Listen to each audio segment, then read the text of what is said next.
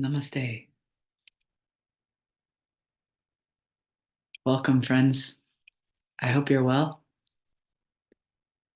Let us start by chanting Om together.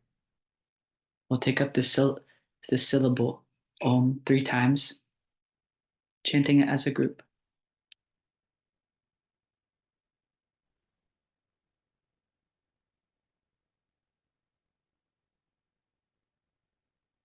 Om.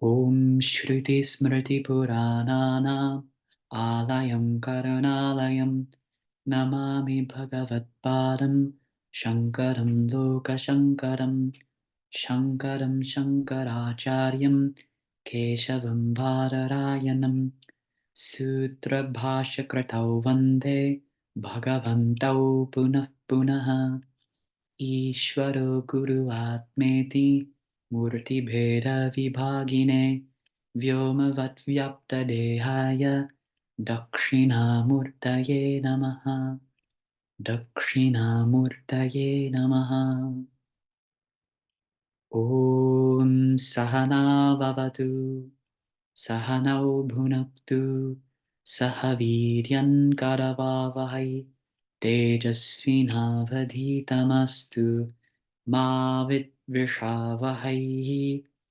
Om Shanti Shanti Shanti.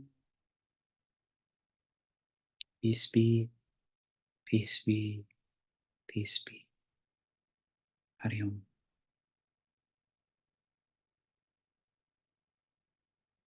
We'll continue in that same spirit, also chanting the Shanti Pata together. So you can repeat after me, the first mantra in the book. Om Shanno Mitra Om Shamno Mitra Shambarunaha Samvarunaha Shanno Bhavatvaryama Samno Bhavatva Arama Shanna Indro Shanna Indro Prahaspatihi Brihaspatihi Shanno Vishnu Shamno Vishnu Rurukramaha Guru Kramaha Namo Brahmane Namo Brahmane Namaste Vayo Namaste Vaya Tvameva Pratyaksham Tvameva Prakyaksham Brahmasi Brahmasi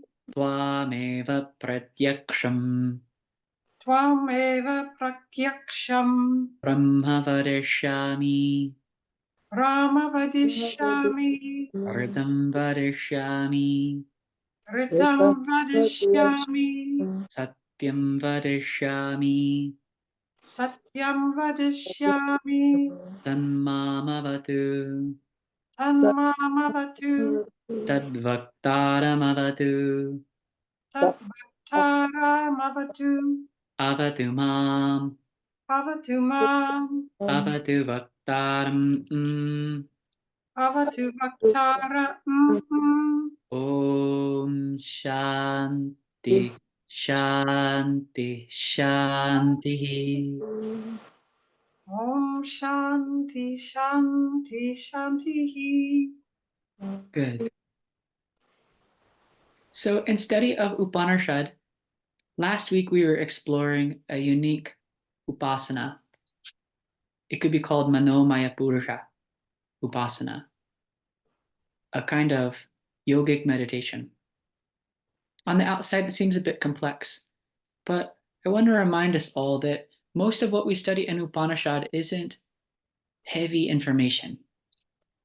Most of this we know already. It's more a kind of awakening to our inner intelligence, coming alive to being totally aware of what's happening around us, living in the light of that awareness, which makes it really simple. So let us take up where we last left off, which was that particular mantra. It starts with Saya Esho Antar Hridaya Akasha. See if you can find that in the book. Yeah. You got it? Okay. So this particular form of practice, we saw began with what's known in Sanskrit as the Hridaya.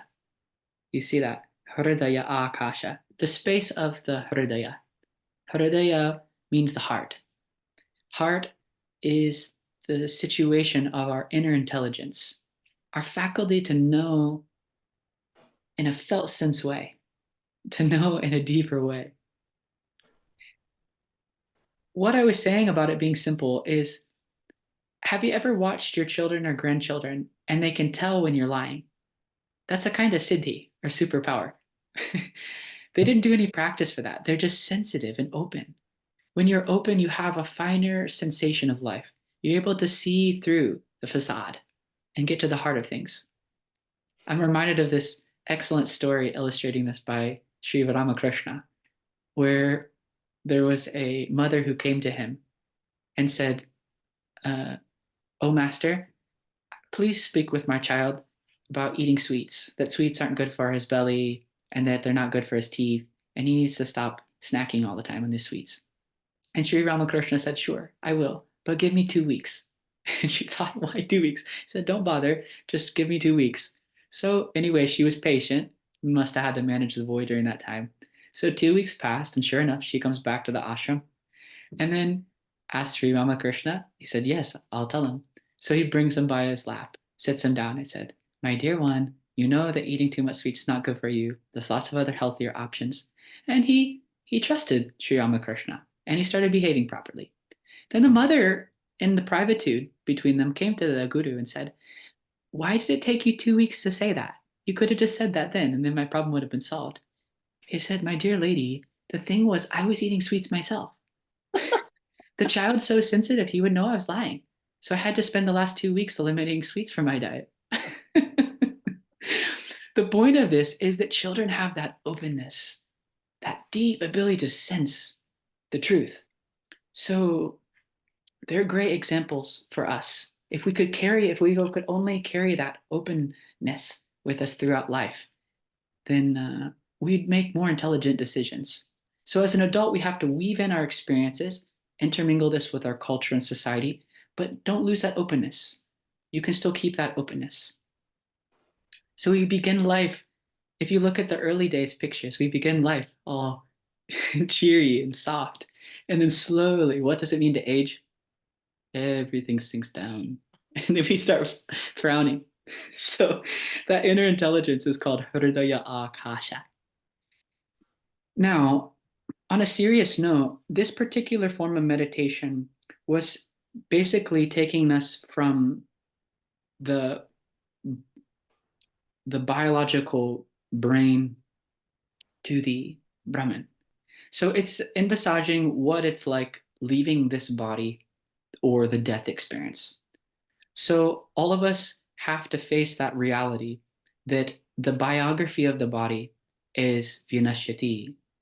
Shadvikara etat stula shariram. We learn that in Tattva. It says that the body has 6 landmarks that we notice that's universal to all human life. First, asti. The mother senses that presence in her womb. There's something there. My child's there. Then jayate, we're born.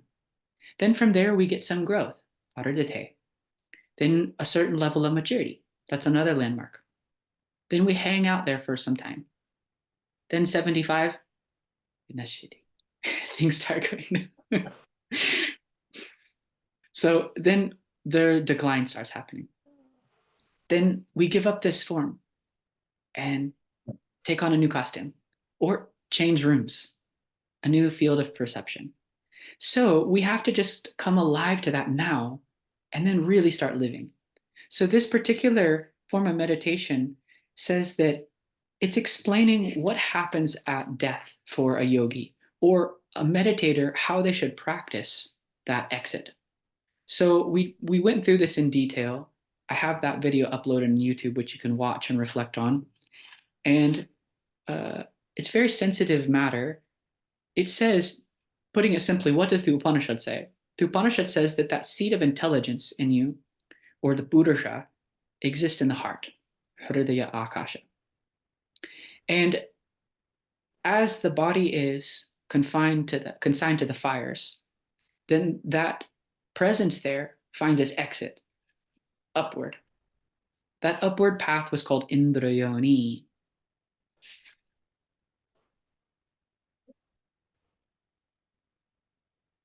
Antarena taluke, Yeshas iva stana ivavalambate, se Indrayoni. So some landmarks were also given on where that line is leading up to. So it's from the heart, then it passes through that soft palate to the center of the skull and all the way to the top of the head and out. Shirsha kapale, where the two parts of the skull meet, that soft fontanelle space. Vyapohya, that Purusha escapes, it seems. As I was saying, it doesn't take much thought to realize that something left. When we say that somebody breathed their last or somebody died, we feel that there was a presence there and they left this body. Body may still be perfectly intact and look the same, but it's by far no means the same. It seems that there's a presence there that left the body. So for the yogi, they're moving on the upward path, leaving from the top of the skull. That's what the rishi is indicating here. Then where did they go? So it's not the end. The body moves to the sphere of bhuhu, meaning fire, agni. Body's burnt. Then to the level of the cosmic prana, bhuvaha. Aditya, then to the sun. Sun here means the mind. Then mahaha, Brahman, or akasha, a space that includes everything. So, iti prachini yogya upasva. For those fit for the path of yoga, they should meditate like this, it said. They should meditate on reflecting on that death experience and then identifying with or having a larger field of identity as the space. So that's where we left off last week. We talked about how you can, if none of that makes sense, that's okay. But at least reflect on your relationship with space. It will definitely influence your mind in a tremendous way. In Yoga Sutra, this is called Nirodha Kshana. You start focusing on the gaps. We're always outwardly bound, focusing on modifying our outward space to fit our needs, worrying about manipulating and controlling other things. But have you ever thought of the space that's supporting those things? The space that's supporting your ability to do that? The space between your thoughts, the space between your breath. So start reflecting on that space. That space in this particular mantra is called Maha, the Great. It's identified with Brahman. So that will give you a lot of ability to start being responsible, which means responding to life creatively, not finding the old solution for the current problem, but inventing a solution in the moment. So reflect on the spaces. So there's a lot we could say about this, but I think it's good to keep moving.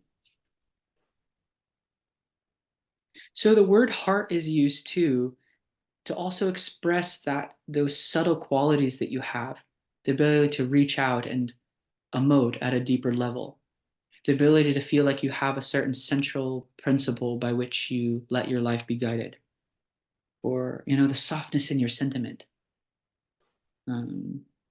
All those qualities like love and tolerance and mercy, kindness, those are qualities of the heart. So that's a true manifestation of the spirit.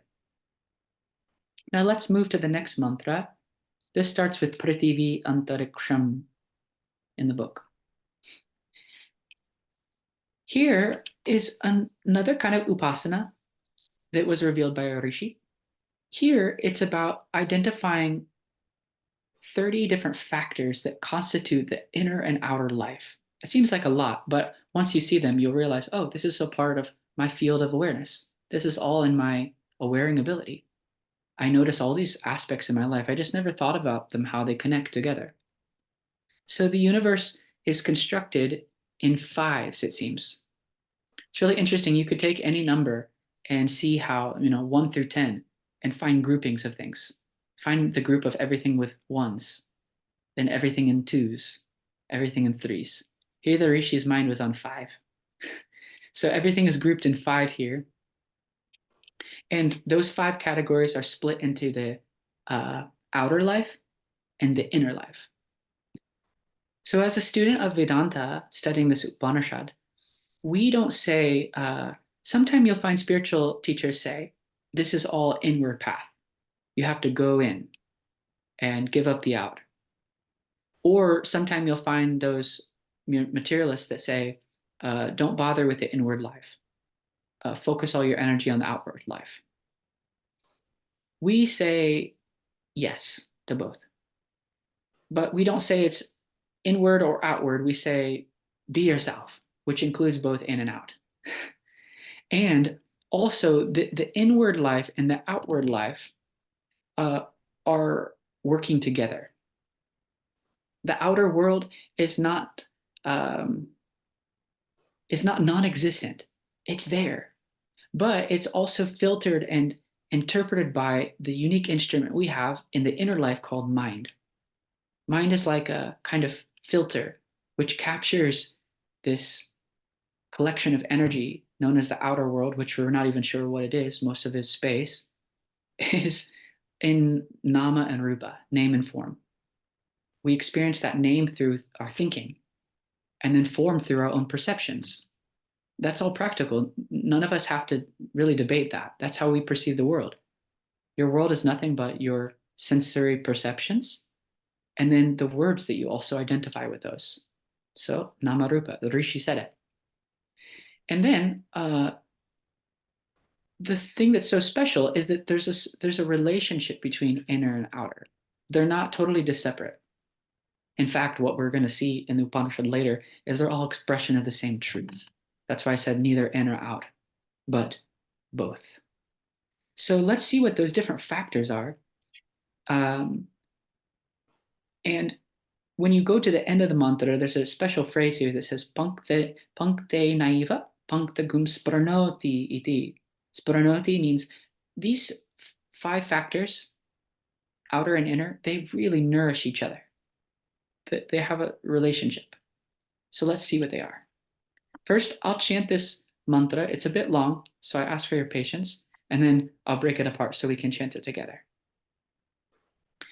Prativyantariksham daurdasho avantaradeshaha Agnirvayur adityas chandrama nakshatrani Apa oshadayo vanaspataya akasha atma Ityadi bhutam atadhyatmam Prano vyano apana udana samanaha Chakshushrotram mano vaktvaka Charma magum sagum snavasthe majha Etadadevitaya rishi ravochata Panktam va idagum sarvam Pankte naiva panktagum spranoti te. So spranoti. These groups nourish each other. So let's chant it together. You can repeat after me. Prithivi Prithivi Antariksham Antariksham Daurdisho Daurdisho Avantaradishaha Avantaradishaha Agnirvayur Agnirvayur Aditya Aditya Chandrama Chandrama. Nakshatrani. Nakshatrani. Apa. Apa. Oshadayo. Oshadayo. Vanaspataya. Vanaspataya. Akasha Atma. Akasha Atma. Ityadi Bhutam. Iti Adibhutam. Atadhyatmam. Atadhyatmam. Prano. Prano. Vyano. Vyano. Apana. Apana. Udanaha. Udana. Samanaha. Manah. Chakshu. Chakshu. Shrotram. Shrutram. Mano. Mano. Vaktvaka. Vaktaka.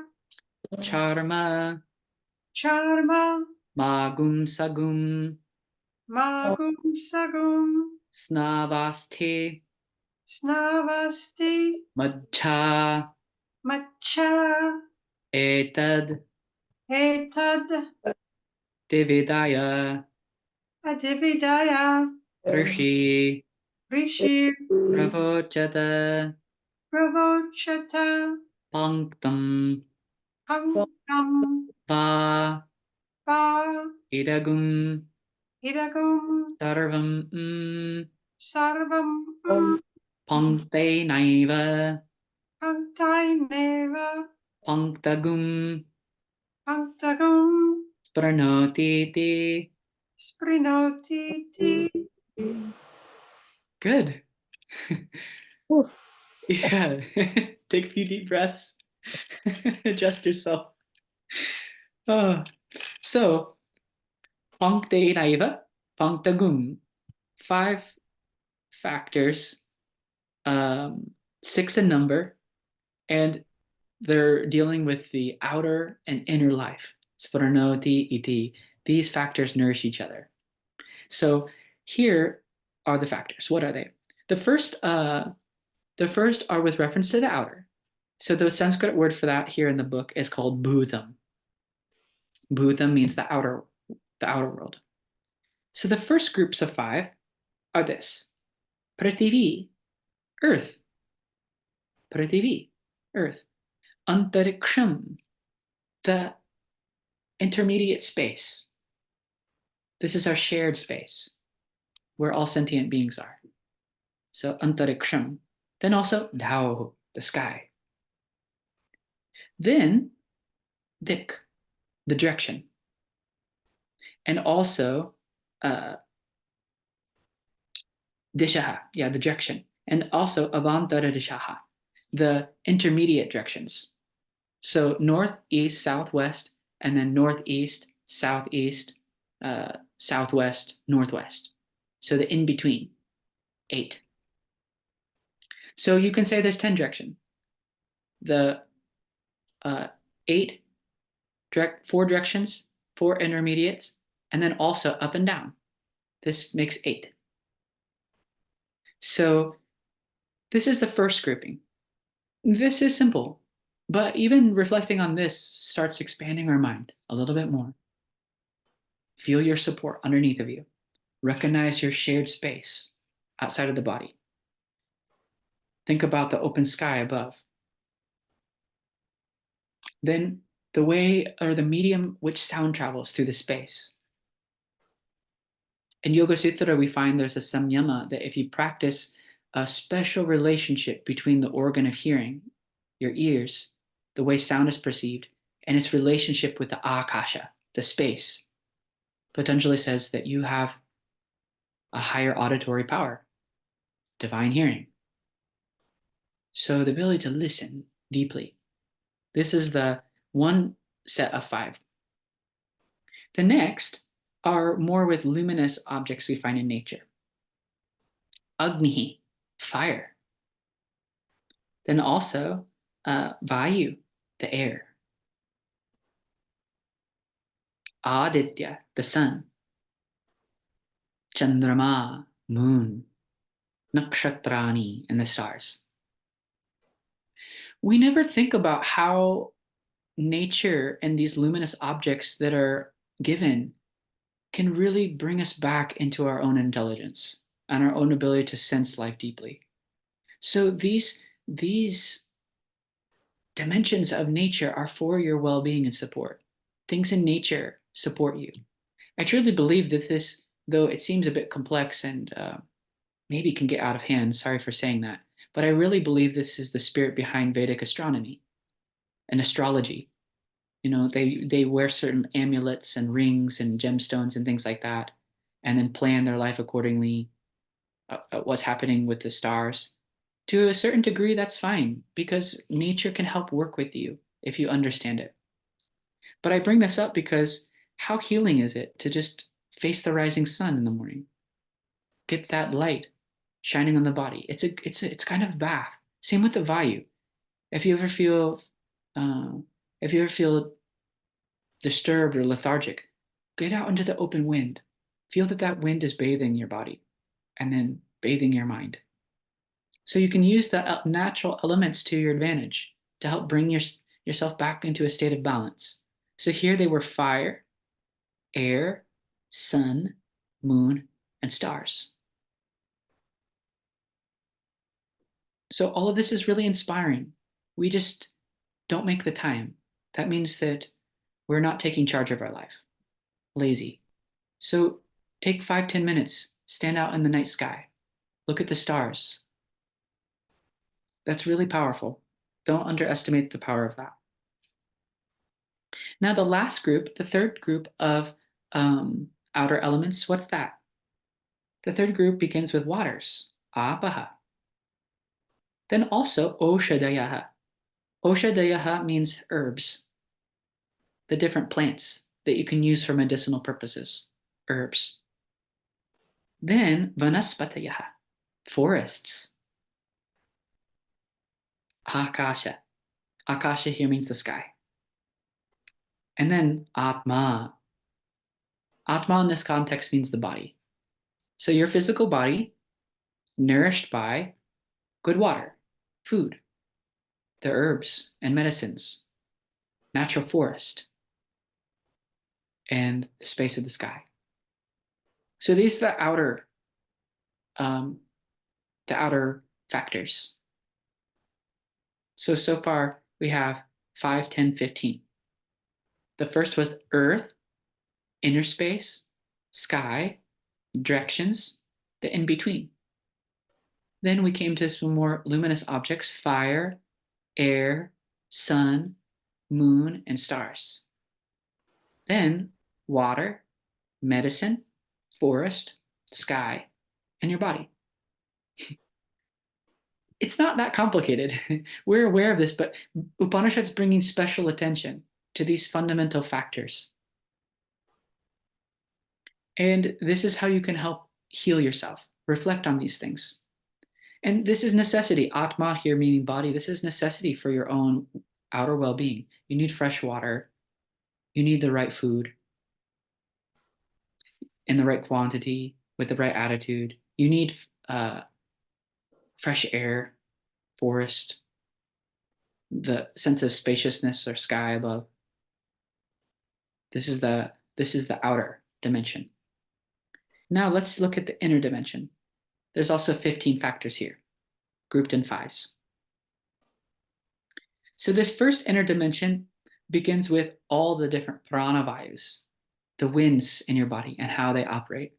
So those are prana, apana, vyana, udana, and samana. We discussed those in an earlier meditation, but just as a refresher, you can think of the prana vayu. Actually, there's just prana, but the way that it's functioning, we're able to identify it simply in this model of 5 different functions. So prana, you can think of the incoming, outgoing breath, and also your ability to take in, to absorb prana. Apana as the downward moving force, or the force of elimination, the downward moving wind. Very important and powerful. So, and you can feel that when you're sensitive enough, you can even feel the the movement through that ascending colon, making its way over to the left, around above the space of the navel, then coming down the descending colon. That's the apana vayu in motion. Similarly to Vyana, that motion or movement of outward spreading. After everything's been processed, the ability to distribute out, Vyana. Udana is the upward rising force.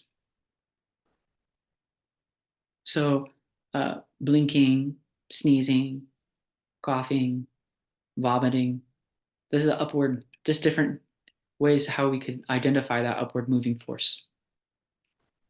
The yogis also say that that udana or upward pranic force is also what lifts one, or that intelligence we were talking about, out of the body at the time of death, udana. You can even think of these as these pranas also have a mental dimension to them too, in the fact that the bubbling up or rising of new thoughts, that's a kind of way of udana working. Or apana, you can think of the elimination of old thoughts, the ability to refresh yourself and move on, place something down, place a habit down, place a certain pattern down. You can think of that too as for a form of apana. Lastly, the fifth prana vayu is samana. Samana means your ability to absorb, absorption. So from a biological perspective, when you're eating the food, after it's been digested, then it gets absorbed before its nutrients get distributed throughout the bloodstream. So reflect on these movements of wind in your body. Here, what's amazing is you don't have to do anything. You have to just simply become more aware and observant of that. So that's what I mean by openness. When you become more open, you just are aware of what is already. And what we keep finding out is the more you look into that, what is Ishvara. Intelligence everywhere. So you feel more and more blessed, more and more in wonder. So it's actually less knowledge that way, less conclusions and more openness to the wonder of life. So freeing. Okay, so what's the next group? The next group is Chakshuhu. Actually, this whole next group you can think of as your senses. These are the faculty by which you make up your world, how you perceive and understand the world. So that's through your eyes, Chakshuhu. Shrotram, the ears.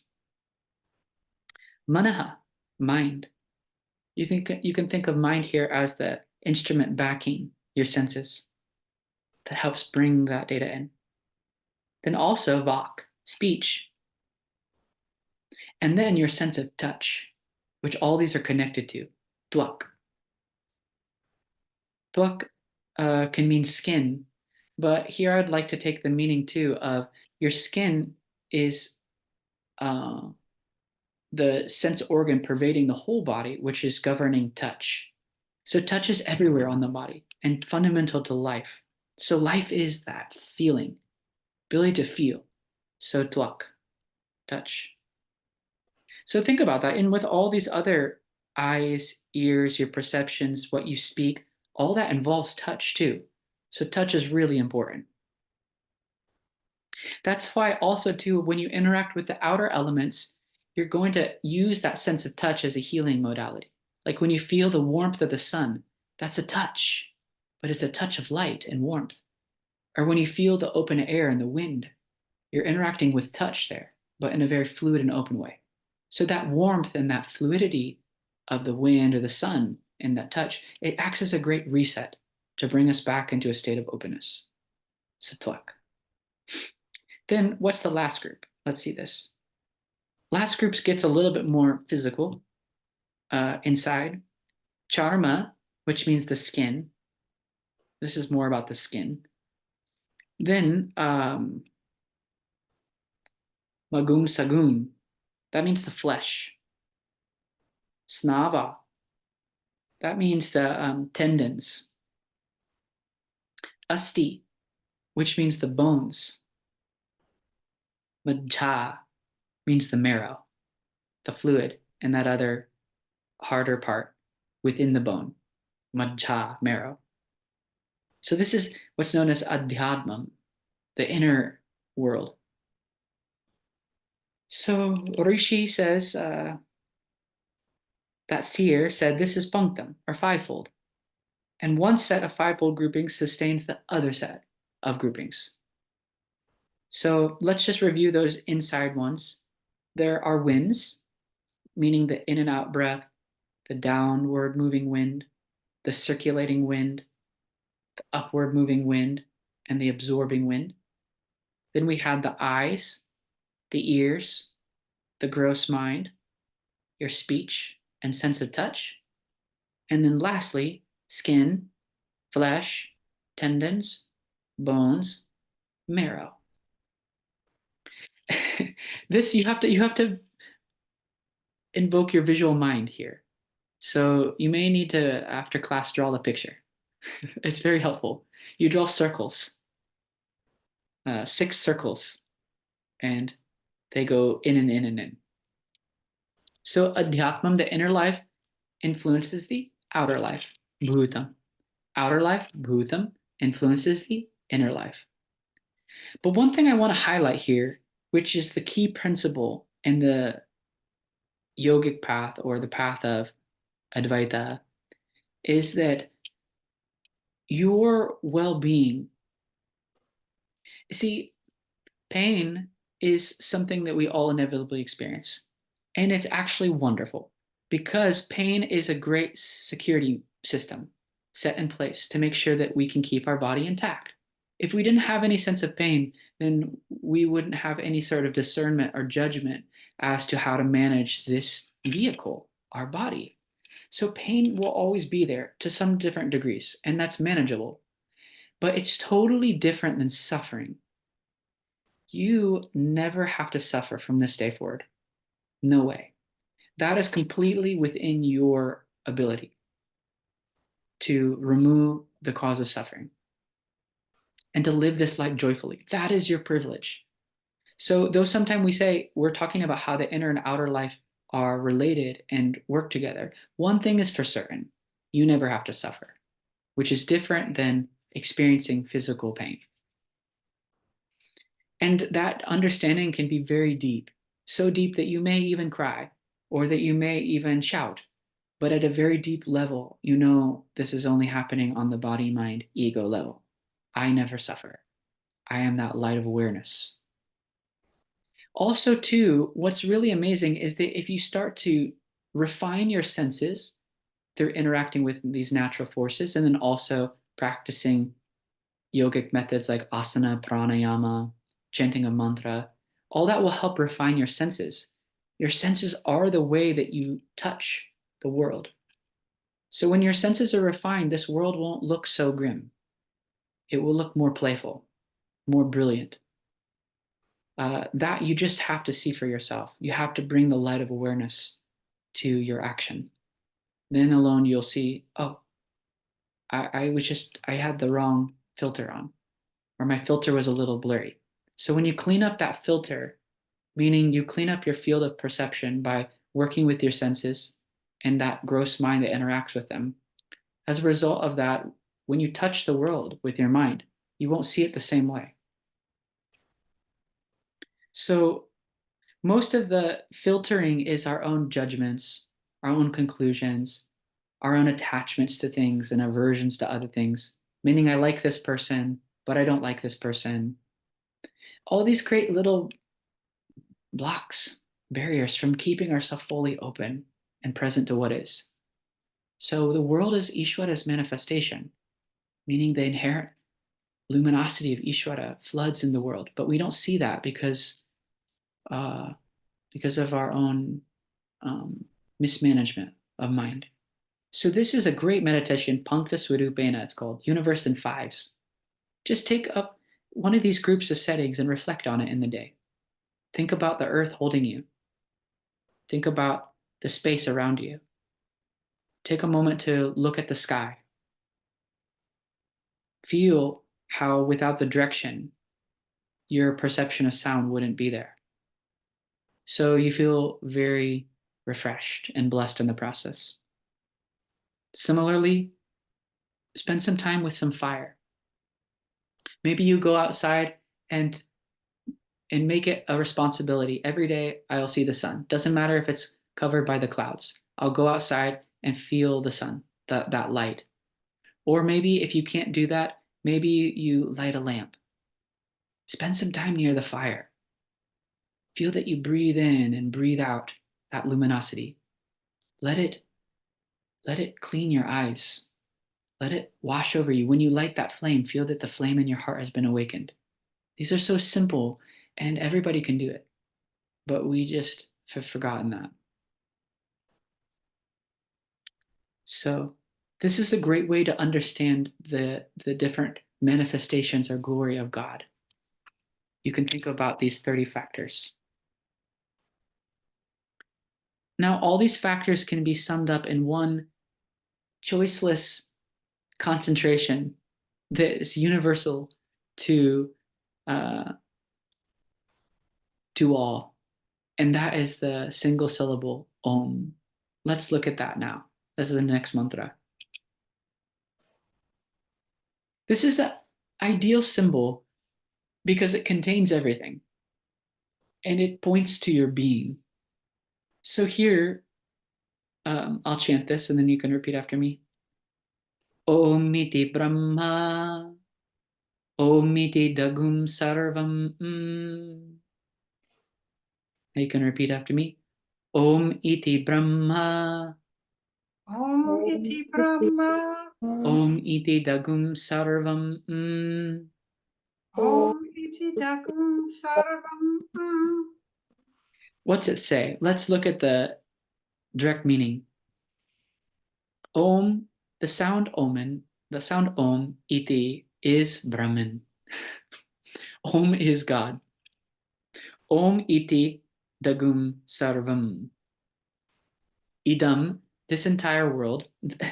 It's amazing that the Rishi uses one word to indicate everything, which is this. Idam. Idam means this.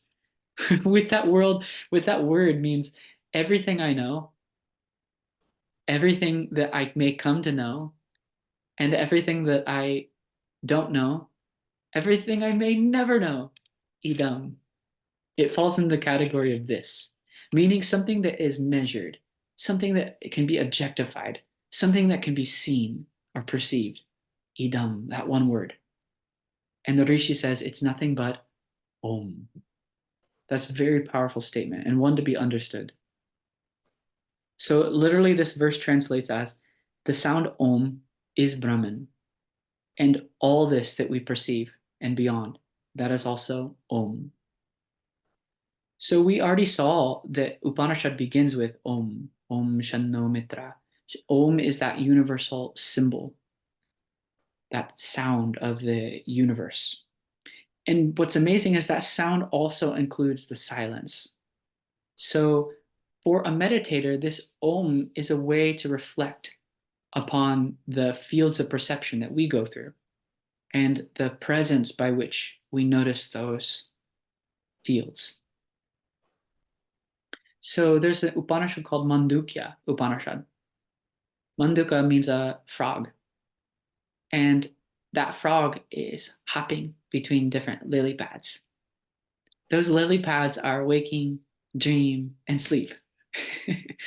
But underlying them is a pond, a presence. Similarly, our egoity or our small self hops between different fields of experience. But there's a deeper self in you which doesn't go anywhere. She's not subject to coming and going. That's watching this movement. But what's special about that relationship is that in that example of the frog and the lily pads and the water, all this are distinct, separate. But here, in this life, this truth is that there's no gap there. A more apt example here would be the froth and foam, the wave, the ocean, and the water. There's no real gap there.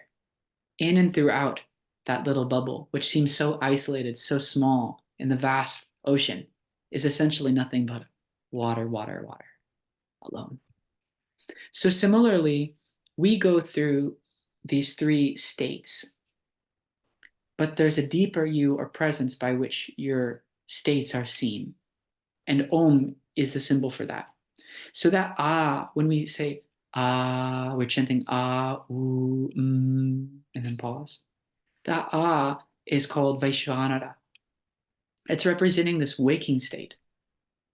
This waking state, you're called Vishva, all-encompassing self, because there your sense of egoity or your sense of being an individual is on full. It's 100% active, as well as the other parts of your mind, meaning your unconscious mind, your conscious mind, your thoughts, feelings, and perceptions, the world around you, which is a shared experience.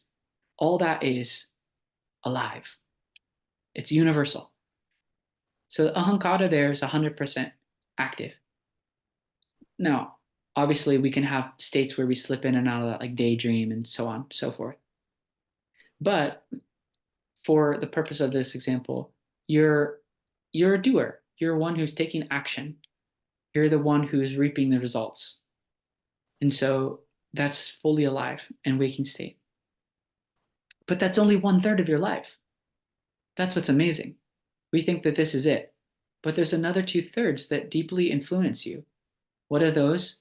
Well, the very capacity to die to this world and enter sleep, by which you can project another world. That world is private. That world is called, they're Tejasa, self-luminous. Tejasa means because by the light of the Atman, and your previous experience, you can create an entire world there. Tejasa. So pure private world. It's really important to think about that, because when you know what 100% pure private world is too, you have a standard. But we also bring that privitude world into the public reality too. We start imagining what the other person means. We start fantasizing or dreaming about something. It's crazy because as a human being, our greatest superpowers are what's actually making us suffer because of our mismanagement. What are those? You have memory. And then also your ability to imagine. These are your superpowers, but that's what's making us suffer. Meaning we live in the past. Something that happened 20 years ago, I'm still fretting about. I still haven't accepted. Somebody said something that hurt me. Somebody called me out, made me feel uncomfortable. That's just a memory. It's totally gone. It's not real now. So it's not even there. But that faculty, that rich, powerful faculty as a human being that we have to remember, is now a source of suffering for us. Similarly, that anxiety, what will happen, what will happen, what will happen? Your ability to imagine the future. What an incredible power and tool that you have. But we use it against ourselves. We imagine all the bad things. We use it to fret and worry rather than to create and play. So this dream state, tejasa, is a state where, based upon what we experienced, we have the power to build an entire world, memory born. That's our private creation. What's really interesting is that for most, there the ahankara, or your sense of egoity as a doer enjoyer, is there, but not fully on. It's partially there. You feel more like a bokta. You're just watching the dream body and the dream experiences. That's why if you do something really, really bad in a dream, let us say that you saw somebody, one of your enemies, and you killed them in your dream. Maybe you've had that dream before. When you wake up, you will feel startled, maybe a little uncomfortable, but you'll say, thank God that was a dream, meaning you don't give that full reality. Why is that? Is because your sense of egoity is not fully on. It's like half there, meaning I saw that, I was there-ish, but It's not totally real. But it happened. So it's interesting. Tejasa. Then we come to that labial sound. This is all in Om. Ah, U, So ah, waking, U, dream, means sleep. Here, that deep sleep is the state of Ishvara. Here, the self is called Sarvagya, or all-knowing. Sarvagya means wise, or pragnya. Sometimes it's called pragnya. The self is called pragnya. Pragnya means the splendor of intuitive understanding. Why that is because what's amazing is that in spite of no subject-object relationship, in spite of not identifying with anything, meaning there's no object in deep sleep, one is that your entire, see, what's amazing is you've died to the world. Your body could be right where it is right now. The whole world is going around you. But when your senses shut down and your mind shuts down, for all you know, there's nothing. But in spite of that, there's something carrying on, meaning you're asleep here and I'm giving the lecture, which is typical. But the difference is that your body is still functioning. Your prana is still moving. You're intelligently healing the body. All that activity is there. That's why we say that you're in the hands of Ishvara. It's also special too because all other creatures are sharing this space with us. It may be a boar or a gnat, a little fly, or your pet, your cat or dog, and then you and I. But then we all sleep and enter that same divisionless space. There you're governed by the Ishvara. There we share our home. That Ishvara. See there, the ahankara is absent in less special cases of yoga practice. There, you're not aware of anything. But awareness is there. You as a cognizer, you as a knower, you as a doer, that's absent. But by no means have you left the picture. You are very much there. Otherwise, there'd be no possibility of you saying, yes, I enjoyed that sleep. Yeah, did you have any good dreams? No, I don't remember a thing. Ah, so no object, no thing, but you are there. You have to weave that understanding deeply into this state that we share right now. Meaning there's a deep peace in you. There's a self of peace that's not object dependent.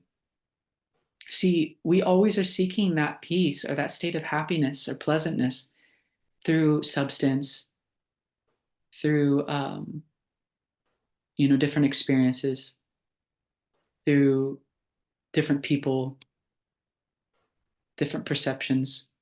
But what the Rishi's saying is that there's a peace that you are. That's your home base. That's your nature. Never forget that. Let that deep peace that we experience intimately in deep sleep, let that flood in to your waking life. It's a third of your life anyway. So this is so important. And beyond this, the absence of experience, dream, waking, there's you, that presence, which Upanishad calls Brahman, or Shantam, Shivam, Advaitam, non-dual, goodness, the source of peace. That's you. Om iti Brahma. So Om includes everything. How is that? The dream of the little bubble self. The wave that thinks it's always different from the big wave or the small wave, comparing and judging, and never as big as the ocean. We'll never be able to reach the ocean. I'm small, God is big. But intimately, when you look in through it all, it's all water alone, the Brahman. So ah, oo, are like that wave, and is its resting place in water, never away from water. So that way we see that wave is nothing but a name, what we think, and also the what we perceive, a form. But thinking and perceiving are possible because of you. The mind of the mind, another Upanishad says, or the ear of the ear. How, Yeah, Shushila. I find it difficult. I mean, there's a deep peace on the sleep state, but how do we perceive that? You know what I mean? How do you perceive that peace and that deep sleep? I mean, I'm trying to understand this, or how are we aware, or how we perceive this when we are in deep sleep? That peace, that. Yeah, so that you don't have to work to do that in the sense that you've experienced deep sleep. That's something that we all share. So that experience is already there in a memory. You have to reflect some time on where did that peace come from. When you think about that, then you start to realize that it came from within me. Nothing outside created that peace. For example, that you didn't go see something or somebody or do anything there to experience that peace. And maybe you don't feel that right now as a perception. Maybe you're not perceiving peace. Maybe my life feels unpeaceful. But that memory is there that without any object, without any experience, you can emerge from such a state and say, that was peaceful. So where is that peace? That will lead you first. How do you? I'm not sure that's peace because I'm not feeling that peace. I'm in deep sleep. I'm sorry. Am I making sense? So, say that again once more, what you just said. I mean, I'm in deep sleep, all right. How is that related to feeling peaceful? I'm just not aware. If you have peace, I think that's what I have an issue, because I think when you're in a waking state, you know what peace is, when you can attain peace. But I think in a deep state, I'm having difficulty understanding that is peace, or I mean, you're sleeping. Yeah, so that's what's interesting there, Shushila, is that if let's look into it together so it's not so complicated.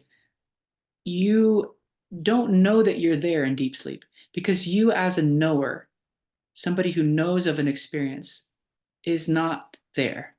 That's dormant in that state. It's only when you wake up that you could report. So like in this state, it's the only state where you're going to go report what you experienced before. But the ability to even do that is possible because of a presence that you are. Otherwise, you wouldn't be able to connect the memory that I was not there and there was no problem. I'm here, my problems came back. Then I go to sleep and have some dream, and a different set of problems arise or different experiences. So these different memories would be totally disjointed if there wasn't some common presence, meaning you as the witness, you as the Sakshi. Now, if you think on that a little bit more, where does that land? When we ask ourselves, who am I, essentially? What is my nature?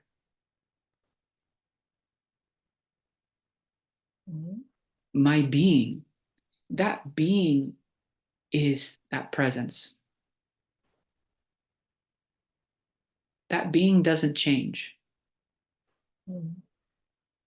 That being is peace. It's Shantam.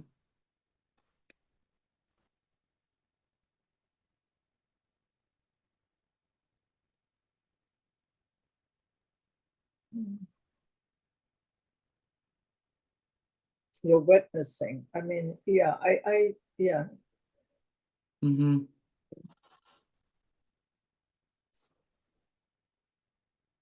Yeah. And why is it love? Is because that being that you are, the very presence that you are, by which you can notice all these different changes, like I didn't know anything in deep sleep, or I knew some things in dream and waking. That presence, why it becomes love, because we're something, I don't feel happy, I don't feel love. How is Upanishad saying that's my nature? Well, what it is that being Shushila is also me, the one who's witnessing this small mind and this little body, Yeah. and everybody else in here who's also seeing the contents of their mind. It seems so separate because of the contents, but the presence is the same. Yes. Yes. Thank you. That's when the real heart opens up, because I feel that whatever you may be going through is really me. That's Yeah. how we can deeply relate to one another. Let's say. Yeah. Mm-hmm. So, Thank you. yeah, we'll reflect on this a little bit more. I think I understood your question as we got into it. It's true, when you're in deep sleep state, you're not saying, oh, this is so peaceful here. It's an absence of experience. It's only when you wake up you can report that. Because that knower comes alive in waking. The one who knows things, identifies things. That's just a part of your mind. So more on Om when we meet next week. Om iti Brahma. Brahman is Om. Om iti dagum sarvam. Everything here is also Om. So your homework for this week is chant Om and reflect on its meaning. Tad japas tadartha bhavanam. Feel into that. Feel into that space before you chant. That space is the same space that I share. Feel into your being by which you can even utter a word. That's me and you. And then you start wobbling in the oneness experience, where you feel that the divisions are very superficial. The oneness is what is. And then what we're going to see next, just something to look forward to, is the next mantra gives this really interesting example about how Om can also act as a lubricant for life's experiences. And the way that this is described is it brings us into the heart of the Vedic practice of yajna.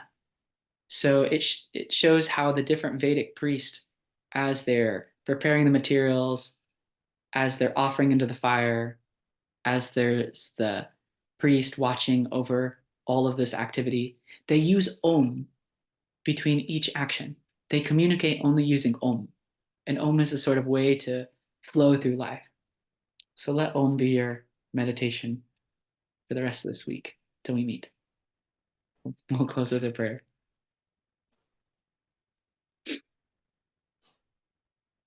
Om